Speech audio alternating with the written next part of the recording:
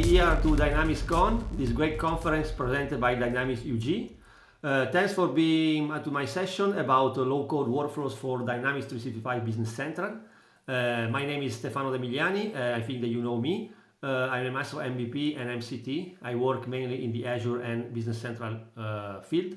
And in this slide, you can see all my contacts in order to reach me, and feel free to do questions also after the conference.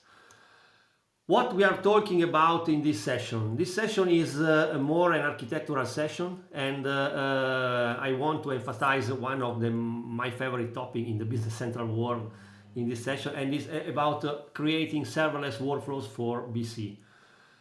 Why we are talking here about serverless workflow? Mainly because in a Business Central project, handling workflows are extremely useful in order to handle user-centric processes, for example, approvals, notifications, and something like that. For handling Microsoft 365 integration with SharePoint or something like that, with serverless workflows, you have out-of-the-box functionalities for this. Serverless workflows are also useful for creating and executing a series of processes that are linked with tasks in a predefined sequence according to your business needs. Serverless workflows are also useful in the Business Central world for creating complex integrations between systems and using low-code approaches, and also for one of the problems that the Business Central often has, and is alias related to the job queue. So job queue is sometimes not so reliable, and I think that you can offload the ERP by creating scheduled tasks with low-code workflows. Low-code workflows permits you to have no infrastructure management for handling your tasks. You have a complete scalability and reliability of the platform, and also you have centralized process monitoring. So it's not like a process handling the code, but here you have scalability, reliability, and also monitoring. And the mantra, I think that why it's important using serverless workflows in BC is that you should have always this sentence tattoo in mind. So leave the ERP doing the ERP. So in a higher language, you should code only tasks related to business processes inside the ERP. If you need integrations or more complex workflows, there are technologies that permit you to have more performant approaches. And what are, in a Business Central world, the types of serverless workflows that you can think to execute and think to code? I think that there are three main types of workflows in the Business Central world. One is the timer triggered. You could have the need to create workflows that are timer triggered, so executed at in particular times in a day or in a week or something like that. You can have workflows that are executed automatically with events on external resources. Imagine that you have files on Azure, someone uploads a file, and then you want to create a process that take these files and save its content into BC, for example. Or the third and maybe most used types of workflow is a workflow triggered from IL code. So in this last example, you can have, for example, a code inside IL language, normally the HTTP client, that sends a request to a workflow URL, and then this workflow takes the input parameters and it executes and then returns a result to business BC. Something that in IL can be coded directly into your IL language procedures by using the HTTP client object and maybe get or post according to the workflow type. For example, if you create a workflow that is HTTP triggered, normally the worker wants a JSON with parameters. You send a JSON with the body of the JSON with parameters to your workflows, do a post request to the workflow URL, and then the workflow is triggered. So all what happens after the post action is totally handled by another platform, and you in Business Central only receive the results. And this is absolutely scalable and monitorable. So what are the technology available for creating cloud workflows for Business Central? In this section we talk mainly about low-code approaches. So Business Central and Microsoft as a platform for creating low-code workflows, and low-code workflows are mainly related to Power Automate and Logic Apps. These services has lots of similarities. They can all define input, actions, conditions, and output. You can run a workflow created with Power Automate or Logic Apps on a scheduler trigger or according to actions that and events that occurs. And Power Automate and Logic Apps are not opposite, but they can also integrate with each other.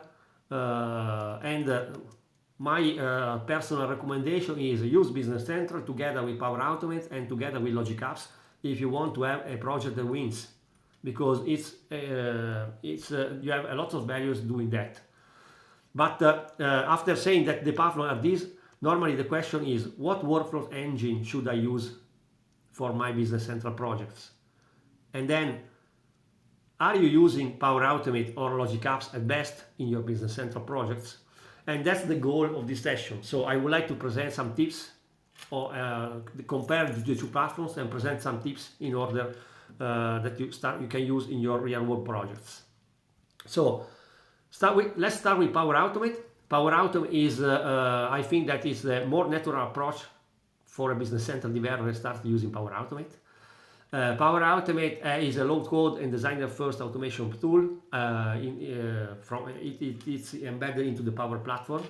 It has an in-browser editor and where you can create your flows, and it works on Office 365 and connectors. It has connectors. It relies on connectors and predefined templates.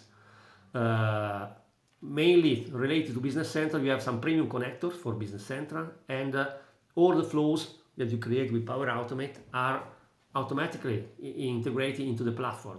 So in Business Central, in Power Automate, you have a connector for Business Central. It's listed under the premium connectors. When you select the Business Central connector, you can specify your environment. And when connected to your environment, you have a set of triggers and actions that you can perform on your entities. And all the flows that you create from Power Automate or directly from Business Central are all managed directly in Business Central in the Measure Power Automate Flows page, where you can directly see your workflows, modify your workflow, or then create your new Power Automate flows. Power Automate is absolutely easy and immediate to use with Business Central. But the question here is it always the best choice? So Power Automate is always it is the only one solution for your low-code workflows in Business Central or not? I don't think so, and that's the goal of the next slide and in this session.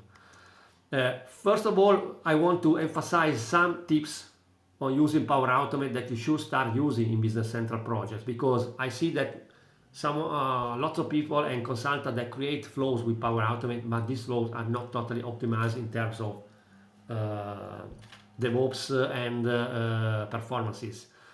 The first tips is, for example, use concurrency control.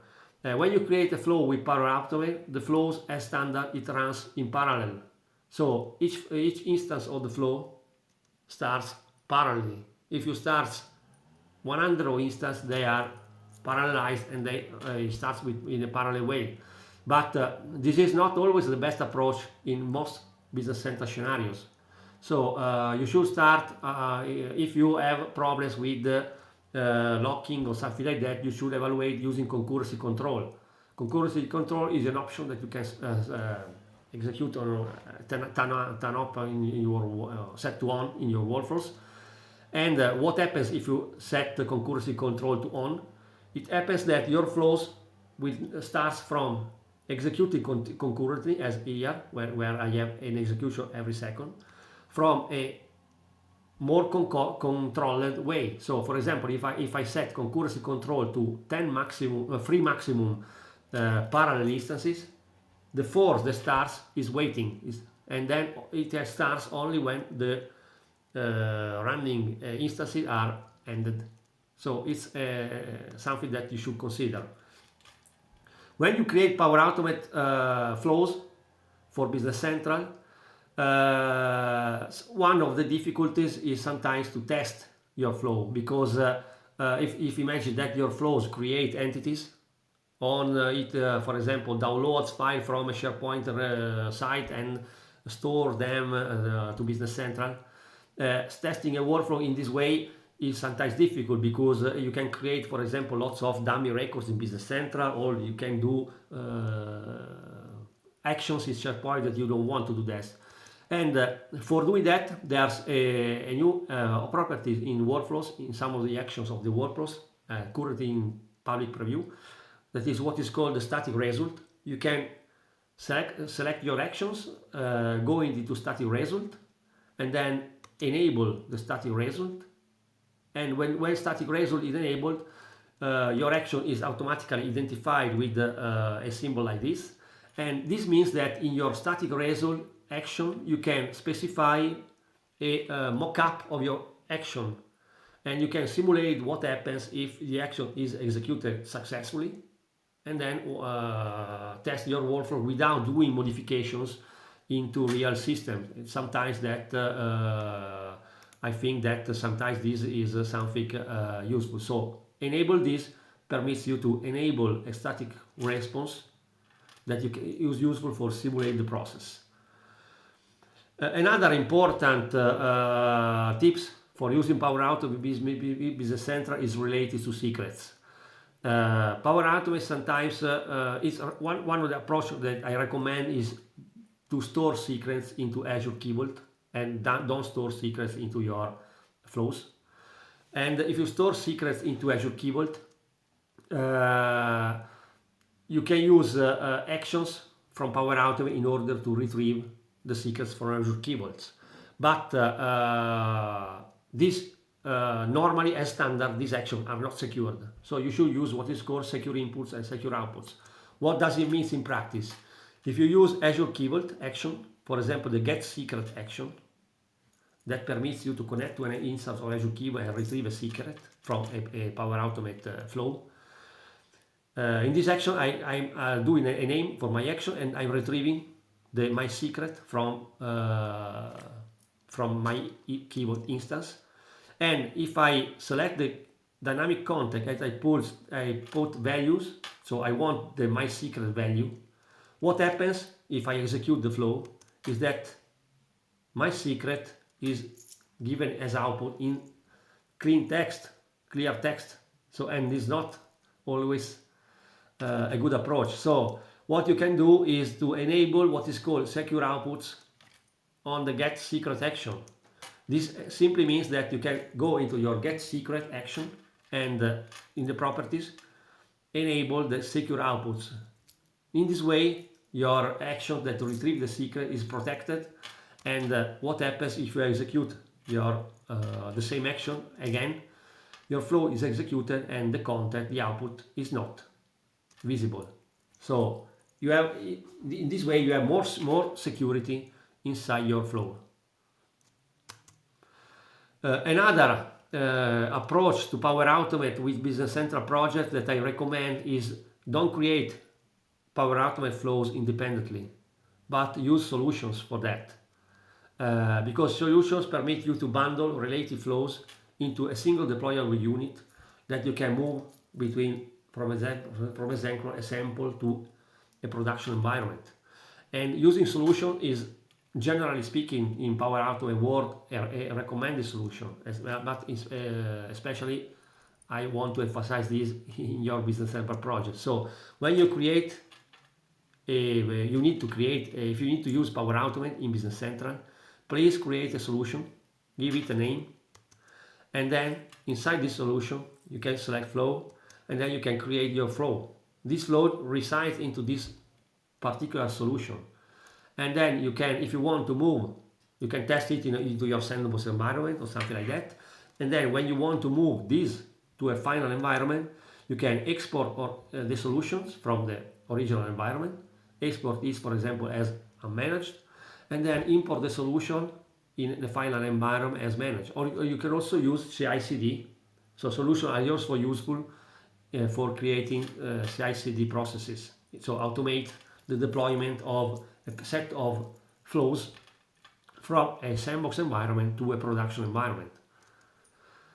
Another important tips, quite new I think, but important tips that you should be alerted when using Power Automate is related to security.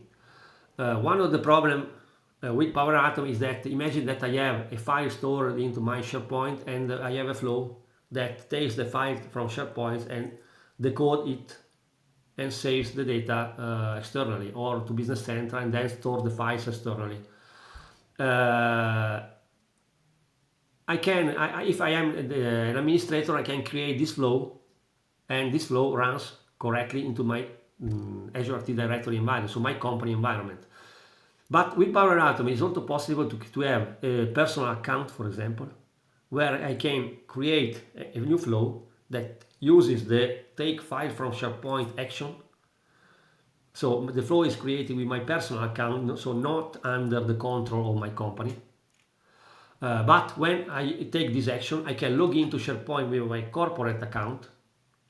The action is okay, it connects to my corporate account, and then I can extract the file from my company, and then, for example, I can create a flow that puts the file outside the company. And maybe this is not what my company wants, because security of my company wants that these flows should run always internally to my tenant. As standard, this is not possible with Power Automate.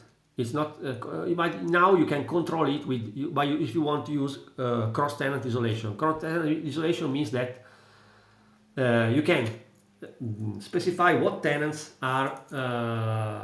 can communicate between us. So you can specify inbound and outbound rules between tenants.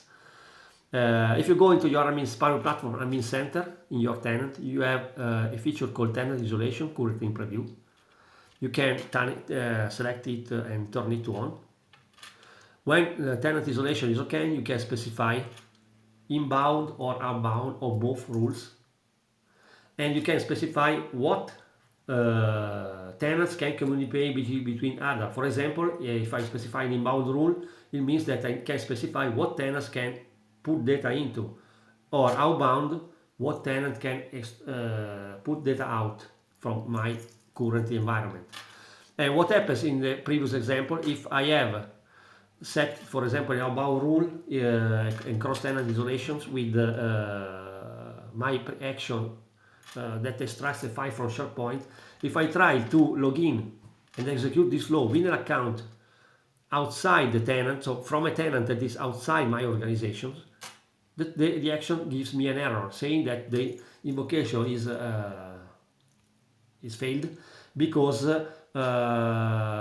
for this tenant a cross-tenant connectivity is set up. So it permits you to control what action can occur between tenants and improve the security of your flows. Another tip that I want to leave when using Power Automate with Business Central is please enable the analytics. Power Automate has no full power of analytics compared to what we see later, but Power Automate has you can enable tenant-level analytics, and this permits you to monitor activities and related to your flows in a central way. For doing that, you need to always go to the Power Platform Admin Center and then enable tenant-level analytics. When tenant-level analytics is enabled, you have a new tab called tenant-level analytics, and this gives you something like a dashboard where you can have directly monitor all the execution of your flow, what flows are failed, what are successfully, what are the most used flows, and so on, what users are invoking your flow or are creating flows. And you can directly monitor what happens in your flow in a central way. And this is useful in order to discover if you have flows that are not used or flows that are performing not so much, so not better, and so on. So it's something that you should enable if you have lots of Power Automate flows in place in a Business Central project. So these are my tips for Power Automate. But as said before, Power Automate should not be the only workflow solution in your Business Central projects. But please remember that also Logic Apps is another option that you can take into considerations. Azure Logic Apps is a cloud-based platform solution for creating and running workflows in the cloud in a local way. And Logic Apps is a member of the Azure Integration Services, and it's a superset of Power Automate. So Power Automate relies on the Logic Apps engine. Logic Apps is mainly for Azure developers, and it for more complex workflows than Power Automate. So workflows that are complex, that requires integration, and that requires performances and requires mission critical operations. Logic Apps has the same editor capabilities as Power Automate, but also has the possibility to use Visual Studio Code in order to edit and design workflows. It relies on connectors, so you have the same connector as Power Automate and something more. And you can also rely on all the Azure infrastructure for security and scalability and so on, and also you can use DevOps for maintaining code base. So when you use Logic Apps, it's the same as Power Automate as infrastructure. So it requires actions, and they have triggers. They start from triggers, and the triggers execute actions. Logic Apps also relies on connectors, and you can also create custom connector for Logic Apps. Logic Apps have two possible ways of editing a Logic Apps. You can create a Logic Apps directly on the Azure portal, and if you go into the Azure portal, you select create new Logic App, you have the possibility to create a consumption or a standard Logic Apps. We'll see later the differences. But you can also create a Logic Apps directly from a developer tool, so from Visual Studio Code. And remember that from Visual Studio Code, it's required to use two apps. So Logic Apps Consumption or Logic Apps Standard are the two apps that you need to create Logic Apps from Visual Studio Code. And we see the difference between these two types of Logic Apps. Consumption and Standard are actually the two possible models for creating Logic Apps. Logic Apps Consumption is the old Logic Apps template, still available obviously. Logic Apps in a consumption way, it runs on a multi-tenant environment. This means that it's shared between customers. It's a consumption using a pay-per-use pricing model. This means that you pay for usage. Each actions, you pay per actions, executions. And if the Logic Apps are created by different customers in multi-tenant environment, they share the same processes. You can also have dedicated service environment for Logic Apps consumption, so you can also reserve a set of machines where execute your Logic Apps. And in a consumption model, a single Logic Apps can have only one workflow inside that app, the Logic App. You can also have all the monitoring stuff of Azure, and Logic Apps can be imported into Azure API management if you want to don't expose directly the workflow to the outside template, to the outside world. And Logic Apps can also have R templates, so can use R templates in order to maintain the definition or deploy the definition to different instances. The standard, Logic Apps Standard or Logic Apps Run Everywhere, like another way to mention the new standard, is the new way of creating Logic Apps. The standard Logic Apps runs in what is called a single tenant. That means that you have no sharing resources like power or some computer power or somewhere from other tenants. The pricing tier is now not per action, but is based on a hosting plug. So you reserve a set of resources, and you can also host the power of this new engine is that you can is based on a portable runtime, the same runtime as Azure Functions. So you can host it yourself, or you can host it on every platform that Azure Function can run. So also Azure's containers, on-premise, and something like that. In this new model, a single Logic App can have multiple workflows, and workflows here can be stateful or stateless. inside a Logic App, so inside a standard app, the multiple workflows that you can have share the same processing, so compute, storage, and so on. And when you create a workflow in the standard Logic Apps way, the new model, you can create two types of workflows. The first is what is called the stateful workflow. Stateful means that you don't need, it's a type of workflow where you don't need to keep the state from previous events. Where you need to keep, you need to keep state from previous event. Stateful workflows are workflows that normally permit you to save the state into storage queues automatically, so for you it's totally transparent. And if something failed, you can resume, or it can take also ages in order to execute. So you have a complete history, and it permits you to have resiliency because state is saved between actions and so on. The other possible types of workflow that you can create with the Logic App standard is what is called stateless workflows. Stateless workflows means that are useful when you don't need to keep the states between actions. So this means that these are workflows that are totally executed in memory. They can save all inputs and outputs for each action in their in memory, and these are workflows that are obviously less reliable, but absolutely more performant because all is in memory, so no storage queue involved into saving states and something like that. A Logic App stateless workflows can run for a shorter time, so maximum 5 minutes. And if you have interruption, you cannot save. If you have a failure or something like that, the state is not saved, so you need to restart the workflow again. But this is a new approach that is absolutely useful if you have a short workflow that you want to execute in a fastest way. Remember that stateless workflows can only run synchronously, while stateful workflows can also run asynchronously, and the asynchronous way is the default way of executions.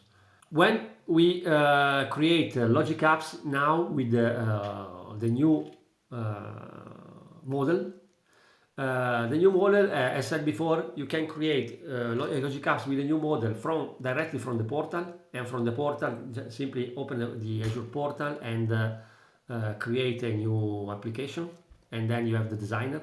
But you can also use Visual Studio Code. And Visual Studio Code, simply you install the Logic Apps extension, you select the icon that permits you to create a new project, and when you create a new project you have a question: what type of project you want to create, a stateful or a stateless workflows. You select the type of workflow according to what we have explained in the previous slide, and then you have a definition, a Visual Studio Code project with a definition where you have a folder for each workflow, and here you have a workflow.json file, and this is the definition of your workflows. And you can also edit graphically this JSON file, and if you right click the JSON file and open it in Designer, what happens is that the Logic App engine asks you to, if you want to use all the available connectors, so you select use connectors from Azure, or if you simply want to use the built-in connectors that you have inside the Azure Function Runtime, because as said before, the new Logic App way runs into the Azure Function Runtime, so you can also host it on premises locally. So that means obviously that you don't want to use connectors from Azure, but in some cases you have built-in connectors directly inside the runtime. So these connectors don't need a connection to Azure in order to download the definition. So obviously at the moment built-in connectors are few. Normally you have built-in connector for working with storage, for working with Azure queues and something like that, but not with third-party connectors. So if you want to use third-party connectors, like for example Business Central, you need to select connectors from Azure. And when you select, connector from Azure, and you can see that you have built-in connectors, and these are all the connectors that runs directly inside the runtime. So no need to go into Azure in order to download the definition. And in the Azure tab, you have the connector from Azure. Just very quickly to show this, how the project appears. This is a project where I create a simple stateless workflows. As said before, you have a set of files here. Workflows.json is the file that contains the workflow definition, and it contains first the type of workflows that you have, and then it contains the reference to the connector that you have used. In my case, I use the Business Central connector here, and it contains also the triggers of the workflow. So what is the trigger that I've defined? But normally you don't edit the JSON, obviously. You can use the designer, and in the designer I created when an HTTP request is received, and here I selected the Business Central connector, and from the Business Central connector you can specify name. So for example, in this case I have a workflow that takes a JSON with name and address as input. It uses the Business Central connector for creating a customer into this environment. Very simply, just simply to show that you can use this. And you can if you create actions, you can, as said before, you can have built-in connectors, and these are connectors that relies on the Azure platform runtime. So these are not downloaded from Azure. And you can also, instead of having also Azure connectors. Azure connectors means that if you want to use these connectors, the definition is downloaded directly from Azure. So that's just to very quickly show how the new project works. And you can directly deploy it from Visual Studio Code. Here you can click deployment, and you can deploy it to your Azure subscription immediately. Let's go back to the slides, because also for Logic Apps there are lots of tips, important tips in order that you should remember. The first is Logic Apps. When you create a flow with Logic Apps, you should use scopes in order to have group of actions that can succeed or fail together. Scopes are useful for grouping steps inside your workflows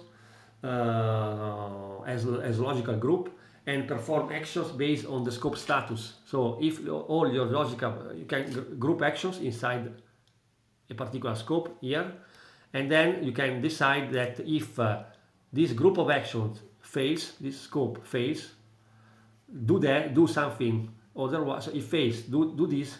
If it is not fails, do that. And it's you can monitor the result of the scope in this way. So result, name of your scope action, and monitor the status. And you can, in this way, you can decide what to do if the scope fails. When the action, you can configure the run after. So what happens after the failure of the scope. So I can monitor if the scope is successful, if it has failed, if it's skipped or something like that. One of the hidden tips of Logic Apps is that also the Logic Apps can have multiple triggers. Multiple triggers means that you can create a Logic Apps. For example, like this, I use an HTTP Logic Apps. I have set it as a manual. So this Logic App starts only when I have an HTTP trigger. But imagine that I want a workflow that is triggered from an HTTP call, but also it can be timer triggered. This is not possible in Power Automate to do this, a workflow that is contemporary triggered by an HTTP action and by a timer trigger, and also not possible in Logic Apps in a standard way. But if you open the definition, the JSON definition, and you add a new trigger here, in this way, recurrence, and for example, I set it that it must recurrence every minute. I have now a workflow that can be executed via an HTTP request, but also in a timer way.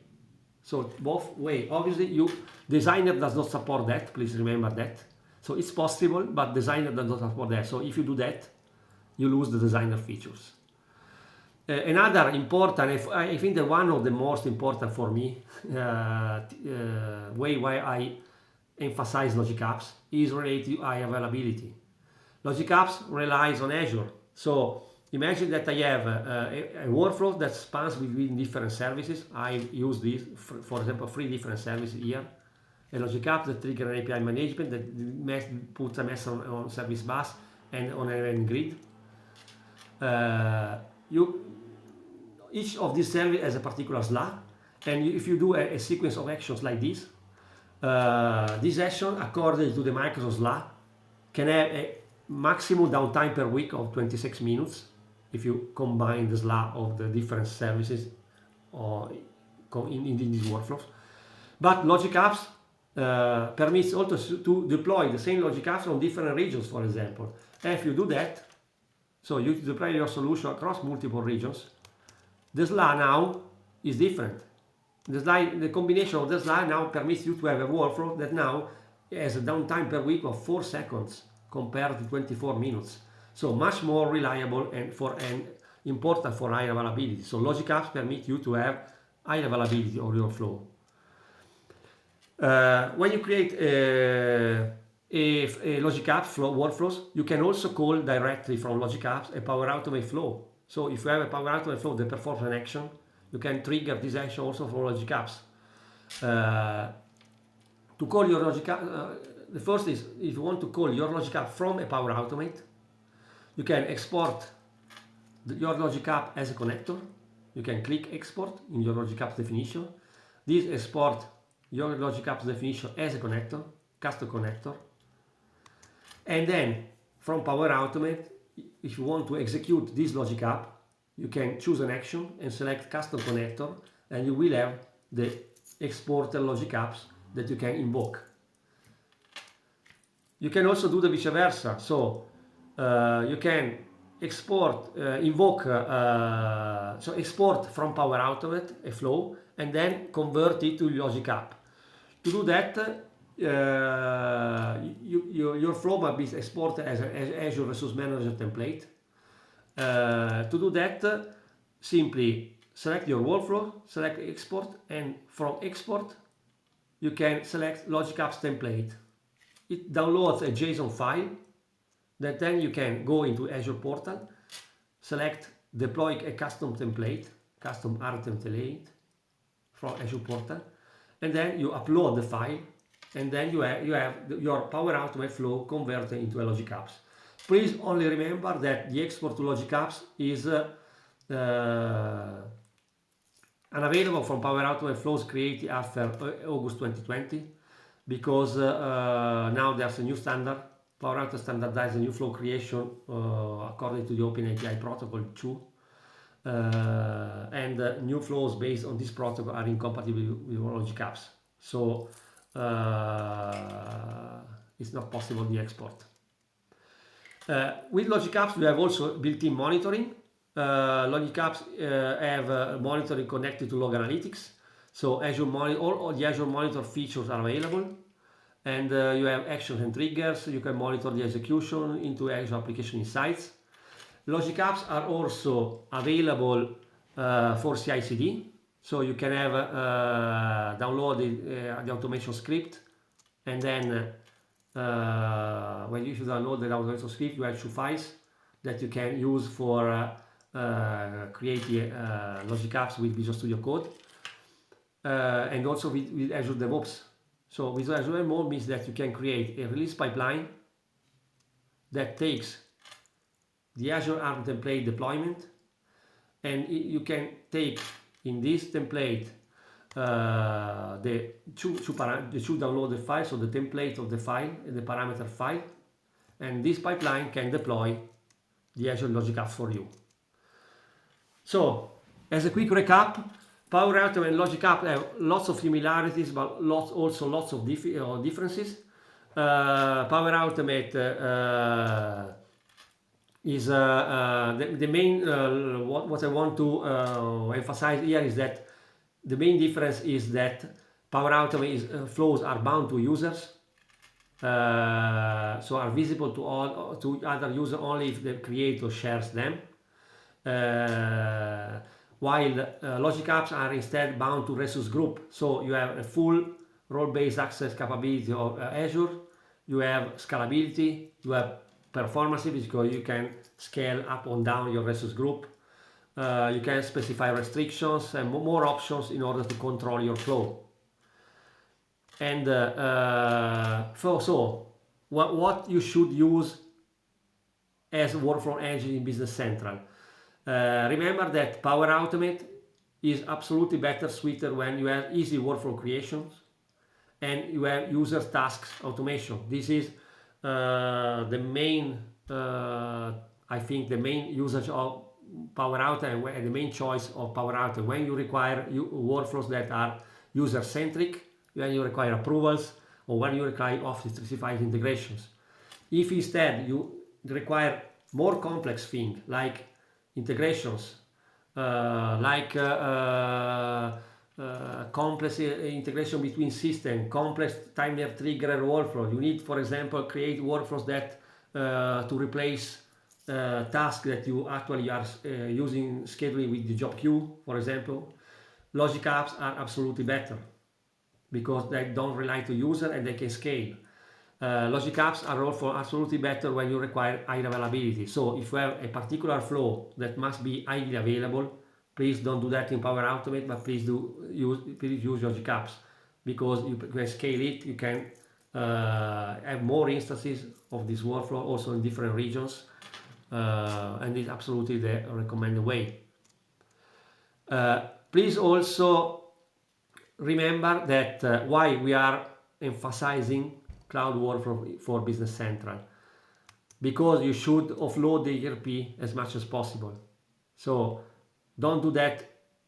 Don't do complex processing inside the ERP. If you require processes that integrate with external systems, external solution with Azure resources, it's absolutely much better going into one of these platforms. And Logic Apps is often the best platform if you want to do integrations. So please consider in your projects. This ends my presentation. So I hope that the session was useful. My goal was to present tips and in order to evaluate if you need workflows and what type of workflow engine you need in your projects. I think that workflows should be present in every Business Central SaaS projects. But workflows are also useful for integrating on-premise resources, especially Logic Apps. So please consider them. Please remember these tips. Some are quite new of these tips, so I hope that will be useful. Please write questions in the chat. I'm available for answering questions or curiosity about all these topics. Thanks again for being to DynamicsCon, and I'm waiting you in the chat, and see you later. Bye bye.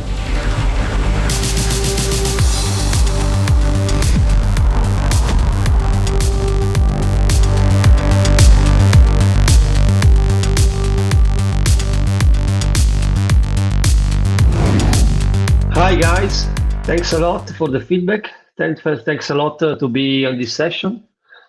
Nice to see that we have some interactions and to have see positive feedback on a topic that personally I love, and it's the topic about cloud workflows. I think that cloud workflows are absolutely important in a real world project. So I hope that to have transmitted to you some information and some tips in order to improve the knowledge in these topics and maybe use them in real world projects. So thanks again for all your interactions. I received some questions in the chat that I hope to have answered. I will be glad to know if you want to know more topics, maybe in future blog posts or something like that. I received also other questions in via Twitter, and then I would like to answer some of them. one question that I received is related to in BC. It's better to use Power Automate now that it's totally integrated as per your last blog post. Honestly, the answer, in my opinion, is that it depends, because Power Automate and Logic Apps have lots of similarities, but also lots of differences in terms of performance, in terms of platform, and so on. So Power Automate normally permits you to define workflows that are bound to a user, so visible, connected to a particular user, and visible to other user only if this user share the workflows with others. The location of the workflow is normally defined to bound to a user and to an environment. So you cannot determine on what environment this workflow must be executed. And the current integration that we will see in the next upcoming release will permit you to only see workflows that are on the default environment. You cannot select at the moment different environments. Sometimes you can also have companies that have restrictions on environment, as I said, I showed in the demo. Companies can restrict with tenant isolations the availability of some workflows. So I think that Power Automate is a great choice, absolutely, the first start choice if you have user-centric flows. Normally in Business Central, lots of flows are user-centric, so launched by a user and connected to what a user is doing. And these are great choice, great candidate to be solved with Power Automate. But a lot of time you need flows that are not user-centric. Imagine that you want to create a workflow that integrates with an external system and periodically imports data, or that when launched from Business Central connects to an internal system and import data. Sometimes it's better to use, absolutely better to use Logic Apps for that, because it permits you to scalability, it permits you a lot of security, improves the security, and so on. Azure Logic App is new to me. Any recommended resources to investigate? I think that there are a good starting point is the docs portal, where you have lots of information about Logic Apps. Please remember that the Logic Apps, as I try to explain in the section, there are now two models in Logic Apps. The old, I use the word old, but it's not old. What is called the consumption model, and the new standard model, or these are quite different in terms of workflow runtime. The standard model, the consumption model runs on Azure in an isolated environment, while the standard model permits you to run Logic Apps also locally. Docs is a great starting point. I plan to write more about Logic Apps, so expect from me something more on Power Automate and Logic Apps workflows. So I think that on Docs, if you start from Docs, you can you have also lots of labs in order to know Logic Apps. Another question: Logic Apps standard or consumption? What to use? That's a good question, because as said before, consumption Logic Apps are charged on what is called a per user basis. So costs are for execution of actions. So you pay for execution of actions, usage of standard connector, and usage of enterprise connector. Yeah, no fixed price or no price per user, but its price is 0.00000 and some numbers per execution of actions. So while instead standard Logic Apps has a fixed price for what is called an integrated environment. So you select what type of integrated environment you want for deploying your workflows, and you can create all the amount of workflows you want, deploy this workflow into that integrated environment.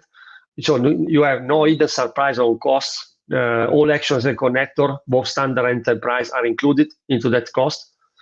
And you pay a fixed price for the environment. Obviously, what to choose? Honestly, if I have to suggest something, if your workflow has lots of execution and actions or lots of connections, sometimes using the standard model is cheaper.